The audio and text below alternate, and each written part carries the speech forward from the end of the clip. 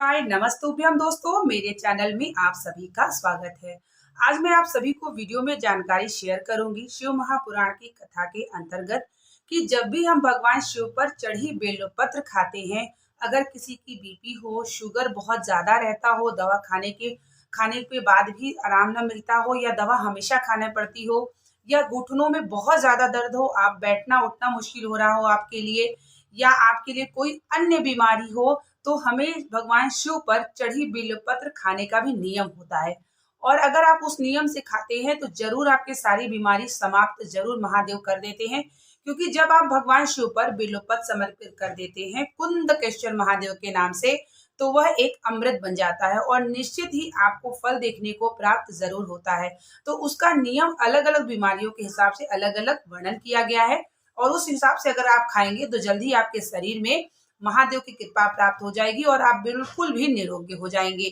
तो वीडियो के अंत तक बने रहिएगा, बहुत ही महत्वपूर्ण जानकारी है, क्योंकि आजकल सभी रोगी हैं और सभी बहुत ही असाध्य साध्य बीमारी से रोगी हैं। कहीं शरीर में ब्लॉकेज भी हो जाता है, तो उसका भी एक नियम है कि हमें कैसे बेलपत्र, कैसे शिव पर चढ़ी हुई जल का हमें सेवन अंचमन करना चाहिए। और आपसे सबसे बड़ी रिक्वेस्ट ये है कि अगर आप चैनल पे पहली बार आए हैं तो प्लीज चैनल को शेयर, लाइक, कमेंट करना ना भूलिएगा। तो आइए हम जानते हैं सबसे पहले शुगर के बारे में। अगर किसी के शरीर में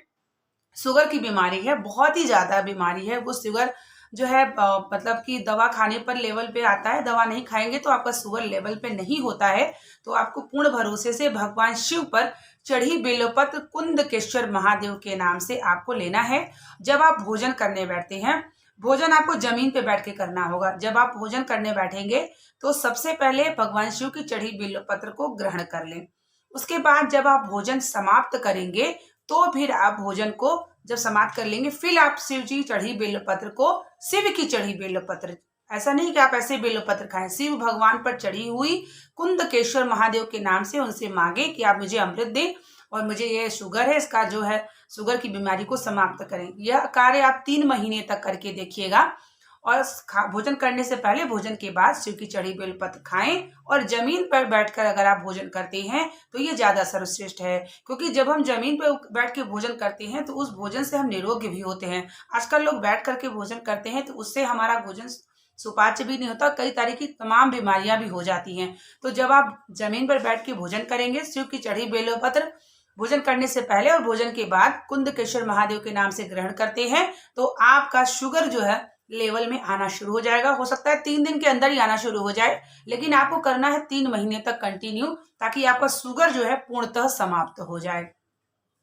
दूसरा है कि अगर आपके शरीर में कहीं ब्लॉकेज हो जाए, ब्लॉकेज मतलब कि कहीं नसों में ब्लॉकेज हो जाए, कहीं गांठ हो जाए, कहीं कुछ भी हो जाए, अगर ऐसा आपको लगता है या अगर आपके है शरीर में, तो अगर आपको गांठ या कैंसर भी बीमारी अगर आपको भी है, तो भी आप इसमें में आपको क्या करना है, कैसे बेलपत्र खाना है। आप पहले भगवान शिव पर बेलपत्र समर्पित करिए, फिर उस पर भगवान शिव पर कुंदकेश्वर महादेव के नाम से जब बेलपत्र रख लेंगे तब जल समर्पित करिए और वही जल आप ग्रहण करते हैं तो आपके यहाँ जो शरीर में ब्लॉकेज है, गांठ, वह समाप्त हो जाएगा। और फिर वही बेलपत्र आप जो है बाहर शिव मंदिर के आके चबा चबा के खाना शुरू करिए। आपके शरीर से जो ब्लॉकेज होता है वह समाप्त हो जाता है। अगर किसी का बीपी बहुत ज्यादा रहता हो, बीपी जो है लो या बीपी दोनों में से कोई भी रहता हो, तो सोमेश्वर महादेव के नाम से आपको भगवान शिव पर बेलपत्र समर्पित करिए और उस बेलपत्र को खाना शुरू कर दीजिए प्रतिदिन। तो आपके जो शरीर में बीपी हाई या लो रहता है, वो समस्या आपके धीरे धीरे समाप्त होने लगेगा।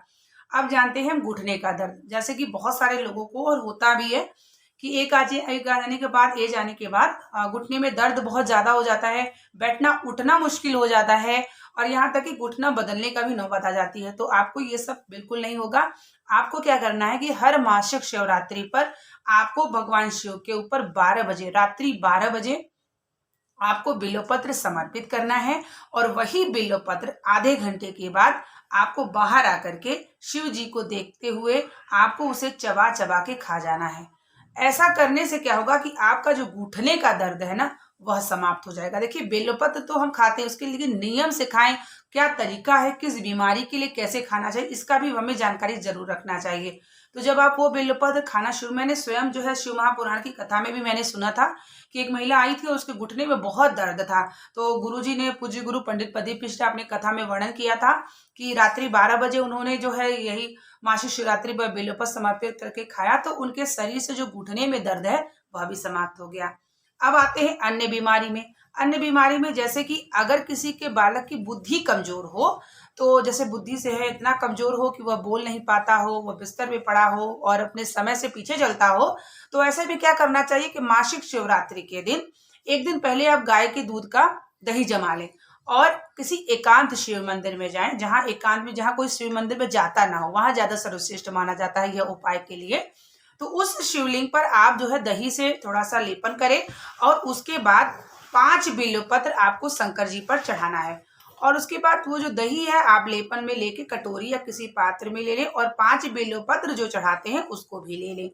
उसको घर में लेकर के आए और भगवान शिव को जो है थोड़ी थोड़ी दही जो आपने 3 टाइम आपको सुबह दोपहर शाम उस बालक को देना है एक दिन, और भगवान शिव की चढ़ी 5 बेलपत्र उसको आप पीस के रख लें या उसका कुछ भी चूड़ा बना लें या कुछ भी, किसी भी तरीके से आपको वो 5 बेलपत्र कई दिन तक उसको धीरे धीरे देना है और हर मासिक शिवरात्रि पर यह कार्य करना है। जिस बालक की बुद्धि कमजोर है आप देखिएगा उसकी बालक की बुद्धि धीरे धीरे सही होने लगेगी और महादेव की कृपा अगर हुई तो वह पूर्णतः स्वस्थ भी होगा। दूसरा ये भी है कि अगर जिस बालक की बुद्धि कमजोर रहती होगी